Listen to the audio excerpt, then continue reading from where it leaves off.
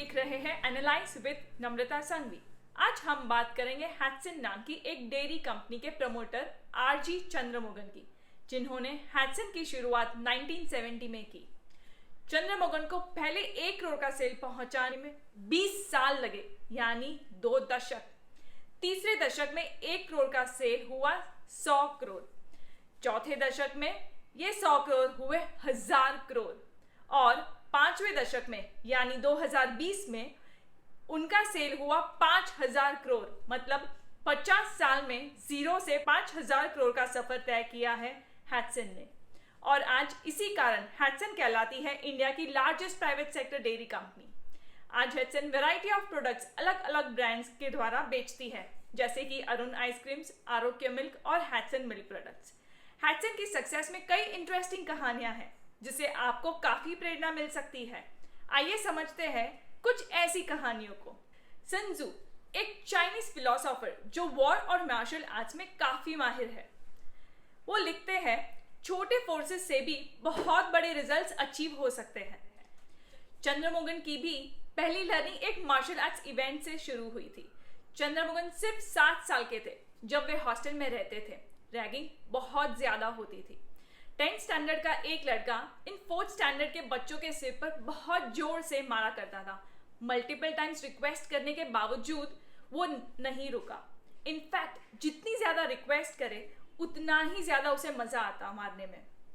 एक दिन चंद्रमोगन को गुस्सा आया और चंद्रमोगन ने पूरी ताकत के साथ उसे वापस मारा।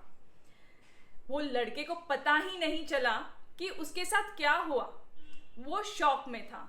दोनों में लड़ाई हुई, जिसमें दोनों ने एक दूसरे को बहुत पीटा। उस दिन चंद्रमोगन हाथापाई यानी बैटल में तो हार गए। एक बार तो उन्हें ऐसा भी लगा कि उन्होंने गलत लड़ाई कर ली, लेकिन उन्हें बाद में पता चला कि वो सिर्फ एक छोटी बैटल हारे थे, लेकिन वॉर तो जीत ली थी। दूसरे स्टूडेंट्स वो बड़े लड़के की मजाक उड़ाने लगे और चंद्रमोगन हीरो बन गए। उस दिन के बाद कोई भी लड़का चंद्रमोगन के पास आने की हिम्मत भी नहीं करता था। उस दिन उन्हें सबसे बड़ा लेसन सीखने मिला कि कभी कभी रिस्क लेकर अलग अलग रास्ता चुनने में बहुत फायदा हो सकता है। चंद्रमोगन इसीलिए हमेशा कहते हैं कि बिजनेस और लाइफ में अगर आप कुछ खोते हो तो आप ज्यादा पाते हो, और इसलिए आप में कुछ खोने की क्षमता होनी चाहिए। इस तरह एक और डिफरेंट रास्ता चंद्रमोगन ने चुना अपने 10th स्टैंडर्ड की एग्जाम में। कुछ फैमिली कंपल्शंस के कारण वो 10th की एग्जाम में फेल हो गए थे और काफी निराश थे। उस समय ऐसा माना जाता था कि सिर्फ होशियार बच्चे इंग्लिश मीडियम में पढ़ सकते हैं। वैसे तो वे अपनी पढ़ाई तमिल लैंग्वेज में कर रहे थे, लेकिन उन्होंने इस बार ठान ली कि वो 10वीं की परीक्षा इंग्लिश मीडियम में ही लिखेंगे। उनकी इंग्लिश वीक होने के कारण उनके दोस्तों ने उनकी मजाक की। टीचर्स ने उनको सीरियसली नहीं लिया, लेकिन काफी मेहनत और उनके इंग्लिश टीचर की मदद से वे बहुत ही अच्छे मार्क्स से 10th पास हो चुके। अर्थात जिंदगी में रिस्क लेने से कभी डरिए मत। या तो जीत मिलेगी या हार गए तो सीख मिलेगी। और उनका यही कुछ डिफरेंट करने वाला एटीट्यूड उनको बिजनेस में भी बहुत काम आया। जब उन्होंने अरुण आइसक्रीम का बिजनेस शुरू किया, तब आइसक्रीम इंडस्ट्री एक स्मॉल स्केल इंडस्ट्री मानी जाती थी। तमिलनाडु में 3000 छोटे आइसक्रीम मैन्युफैक्चरर्स थे और 3-4 बड़े प्लेयर्स थे, जैसे कि क्वालिटी, जॉय और 10 प्रकाश।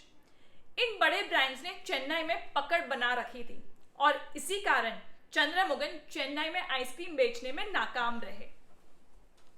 तमिलनाडु के सारे बाकी छोटे प्लेयर्स छोटे लेवल से नेक्स्ट लेवल पर जाने की सोच भी नहीं रहे थे, पर चंद्रमोगन को कुछ बड़ा करना था। चंद्रमोगन कोशिश कर रहे थे कि किराने स्टोर्स, होटल्स या मैरिजेस में सप्लाई करें, पर सभी ने उन्हें ट्राई करने से इनकार कर दिया। किराने स्टोर्स को फ्री में डीप फ्रीजर चाहिए था, जिसके पैसे हैट्सन के पास नहीं थे। होटल्स को डिस्काउंट्स और उधारी चाहिए थी, जो हैट्सन दे नहीं सकता, और मैरिज वालों ने उन्हें ट्राई करने से इनकार कर दिया था। लेकिन चंद्रमोगन हार माने वैसे थे नहीं। उस समय कॉलेज कैंटीन और शिपिंग चैनल में लोग आइसक्रीम नहीं बेचते थे। हर रोज वे आईआईटी में जाते हैं ये उम्मीद से कि वहां की कैंटीन में उनको कोई ब्रेक मिले। ये सिलसिला चलता रहा। कंसिस्टेंट एफर्ट के बाद उनको ये ब्रेक मिला और थोड़े ही सालों में कॉलेज कैंटीन्स और शिपिंग चैनल्स में हैटसन ने अपना मार्केट शेयर 90% कर दिया। यही नहीं, उन्होंने छोटे टाउन्स में जहां आइसक्रीम्स कभी मिलती भी नहीं थी वहां आइसक्रीम्स बेचना शुरू किया। लगातार 10-15 साल उन्होंने अपना आइसक्रीम पार्लर नेटवर्क बनाने में लगाया जहां लोग खुशी से आइसक्रीम खाने आते थे। उन दिनों आइसक्रीम पार्लर में बैठकर खाना एक अनोखा कॉन्सेप्ट था जो चंद्रमोहन ने शुरू किया था। इतनी अच्छी मार्केट एस्टेब्लिश करने के बावजूद चेन्नई के बड़े प्लेयर्स अरुण आइसक्रीम्स को ठीक से जानते भी नहीं थे। तो इसी तरह उन्होंने पहले कॉलेज एंड शिपिंग नेटवर्क और फिर छोटे शहरों में आइसक्रीम पार्लर नेटवर्क के द्वारा अपने लिए एक बहुत बड़ा मार्केट खड़ा किया। यूसी डिफरेंशिएटेड रूट, एक अलग रास्ता चुना। चंद्रमोहन की एक मार्केटिंग स्टोरी बताती हूँ। पहले 15 साल उन्होंने अपना आइसक्रीम चेन्नई में नहीं बेचा क्योंकि वहाँ बड़े ब्रांड्स थे और दूसरे छोटे सेंटर्स में एक्सपेंशन बहुत बाकी था। लेकिन चेन्नई में 1988 में धमाकेदार एंट्री की। वहाँ एक मेला रखा था, eat all you can ice cream. ये मेले में सिर्फ 8 रुपए की एंट्री भर के कोई भी आदमी कितनी भी आइसक्रीम्स 20 मिनट में खा सकता था।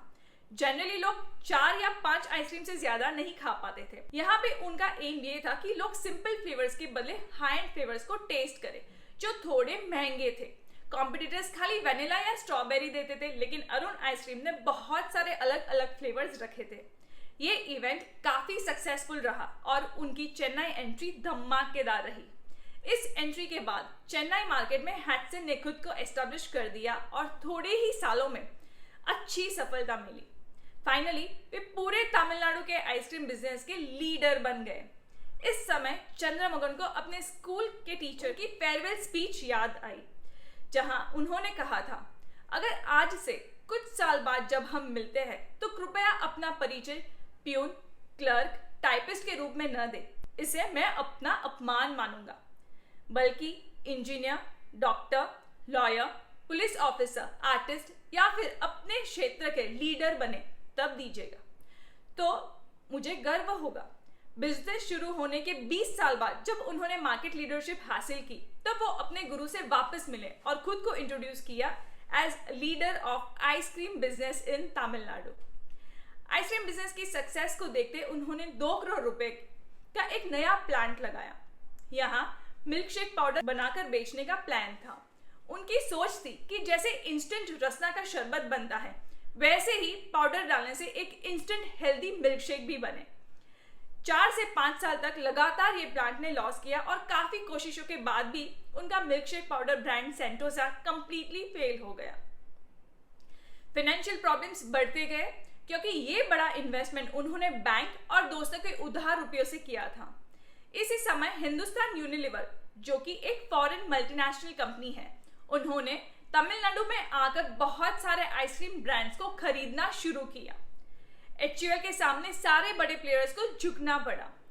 राजीव खन्ना, जो प्रमोटर थे क्वालिटी आइसक्रीम्स के, उन्होंने भी डर कर HUL को अपनी कंपनी बेच दी। तब क्वालिटी का सेल था 4 करोड़ और HUL ने उनको 9 करोड़ रुपए दिए थे। राजीव खन्ना चंद्रमोहन के कॉम्पिटिटर कम दोस्त भी थे। उस समय राजीव खन्ना ने चंद्रमोहन को यह सलाह दी कि इन बड़े प्लेयर्स के सामने टिकना बहुत मुश्किल है और इसीलिए कंपनी बेचने में चतुराई है। चंद्रमोहन ऑलरेडी अपने मिल्कशेक पाउडर बिजनेस के कारण मुश्किल में तो थे ही, तब भी उन्होंने अपने आइसक्रीम बिजनेस को बेचने के बदले हंसकर जवाब दिया, राजीव, मैंने बिजनेस सिर्फ 13,000 रुपयों के इन्वेस्टमेंट से शुरू किया था। जब तक मेरे 13,000 का इन्वेस्टमेंट डूब नहीं जाता तब तक मैं ये बिजनेस बंद नहीं करूंगा। इस समय 93-94 में हैटसन का सेल था 9 करोड़ का, यानी HUL उनको करीबन 25 से 30 करोड़ रुपए उस जमाने में देती थी, लेकिन उनको कुछ बहुत बड़ा कर दिखाना था। आज ये 9 करोड़ का सेल 5,500 करोड़ का है और मार्केट में हैटसन की वैल्यू है 20,000 करोड़। चंद्रमोहन का अंदाज भी कुछ पुष्पा जैसा था। पुष्पराज, मैं झुकेगा नहीं साला। 1990 से 1995 में मिल्कशेक पाउडर प्रोडक्ट के फेलियर के बाद उन्होंने ये प्लांट को डेयरी बिजनेस में कन्वर्ट कर दिया। आज डेयरी बिजनेस में हैटसन 4 लाख फार्मर्स से रोज मिल्क कलेक्ट करता है। 2 घंटों के भीतर उसे ठंडा करके प्रोसेसिंग प्लांट में लाया जाता है। मिल्क प्रोसेसिंग सेंटर पर इसमें से पाउच मिल्क, कर्ड, बटर, चीज, आइसक्रीम्स बनाने के बाद उसे डिस्ट्रीब्यूशन नेटवर्क के द्वारा अलग अलग जगह पर भेजा जाता है। यह बिजनेस आइसक्रीम बिजनेस से काफी ज्यादा डिफिकल्ट है क्योंकि मिल्क की शेल्फ लाइफ और प्रॉफिट मार्जिन काफी कम होते हैं। इस लॉजिस्टिकल मुश्किल को तो सॉल्व कर दी, पर मिल्क मार्केट में फीमेल्स के दिल में जगह बनानी एक और बड़ी चैलेंज थी और इसलिए चंद्रमोहन ने मिल्क बेचने का एक और अनोखा रास्ता चुना। तमिलनाडु में अमूल जैसी कोऑपरेटिव डेयरी आविन नाम से मिल्क बेचती थी। ये मिल्क 3% फैट कंटेंट और नॉन होमोजेनाइज्ड था और वो 8 रुपए में बिकता था। लेकिन चंद्रमोहन ने डिसाइड किया कि उनको कुछ अलग करना है। उन्होंने सोचा कि वे 1 रुपये ज्यादा चार्ज करेंगे, लेकिन 3% के बदले 4.5% फैट कंटेंट वाला मिल्क बेचेंगे। इस बात पर इंटरनली काफी डिबेट हुई क्योंकि चंद्रमोहन के साथी काफी डाउटफुल थे इस स्ट्रैटेजी पर। इसलिए इसे वैलिडेट करने के लिए उन्होंने यूएसए के बड़े मार्केटिंग गुरु को इंडिया इनवाइट करने के लिए लगातार ईमेल्स किए, लेकिन उनका कोई रिस्पॉन्स नहीं आया। उनको लगा था कि इंडियन कंपनीज उनकी फीस अफोर्ड नहीं कर पाएंगी, पर चंद्रमोहन उनको यूएस में जाकर मिले और $20,000 per debt plus flight tickets plus 5 star hotel accommodation देने का डिसाइड किया। मार्केटिंग गुरु इंडिया में आए और उन्होंने पूरे दिन के मंथन के बाद 4.5% पर सर्कल करके बताया यही सही है। चंद्रमोहन के साथी ने हंसकर उनको कहा, 4.5% पे सर्कल लगाने के लिए आपने इनको $20,000 दिए। तब अपने अंदाज में चंद्रमोहन ने रिप्लाई दिया, ये $20,000 सर्कल के नहीं बल्कि उनकी अक्ल के हैं। अगर वो सर्कल नहीं लगाते तो आप लोग मेरी बात सुनते नहीं। ये $20,000 वो बात मनवाने के लिए थे। हैटसन के आइसक्रीम ब्रांड अरुण में डिफरेंशिएटर था आइसक्रीम पार्लर नेटवर्क और हैटसन के मिल्क ब्रांड आरोग्य में डिफरेंशिएटर बना 4.5% फैट वाला काउ मिल्क। हैटसन के सारे प्रोडक्ट्स आज अलग अलग ब्रांड से जाने जाते हैं। Arogya milk brand, Hatsun curd, Hatsun paneer, Hatsun ghee, Hatsun dairy whitener, Arun ice cream, Ibaco premium ice creams and Santosa animal fodder. ये प्रोडक्ट्स मल्टीपल स्टेट्स में मिलते हैं जैसे कि तमिलनाडु, केरला, कर्नाटका, आंध्र प्रदेश, तेलंगाना, महाराष्ट्र, गोवा, गुजरात, छत्तीसगढ़ और उड़ीसा। हैटसन के पास 4 lakh farmers, 10,000 milk banks, 20 processing plants, 5,000 distribution centre और रिटेल आउटलेट्स हैं जो कई स्टेट्स में फैले हुए हैं। Overall private sector dairy products में हैटसन नंबर 1 रहा है। कभी कभी उनको लगता है कि वे मिल्क बिजनेस में नहीं बल्कि लॉजिस्टिक्स बिजनेस में हैं। करीबन 3,000 व्हीकल्स 24 घंटे चलते रहते हैं, करीबन 6 लाख किलोमीटर प्रतिदिन ट्रैवल करते हैं, जिसका मतलब है कि एक दिन में पृथ्वी के 15 चक्कर लगाना। क्या यह आश्चर्य की बात नहीं? तो ये थी इंस्पिरेशनल जर्नी चंद्रमोहन की, जिन्होंने 13,000 रुपए से कंपनी की शुरुआत की थी और आज ये 5,500 करोड़ की रेवेन्यू जनरेट कर रही है। इनका नाम फोर्ब्स के इंडिया रिचेस्ट लिस्ट में भी आया है। उनकी स्टाइल, उनकी सोच, रैग्स टू रिचेस वाला अंदाज, यही है एट्रीब्यूट्स चंद्रमोहन के और यही है एट्रीब्यूट्स रजनीकांत के। शायद इसीलिए मैं उन्हें रजनीकांत ऑफ डेयरी बिजनेस कहना चाहूंगी। इस विषय पर आपके कोई विचार हो तो नीचे दिए गए बॉक्स में कमेंट करके बताइए। और हाँ, इस वीडियो को लाइक, शेयर और सब्सक्राइब करना मत भूलना। बस आज के लिए इतना ही, फिर मिलेंगे चलते चलते।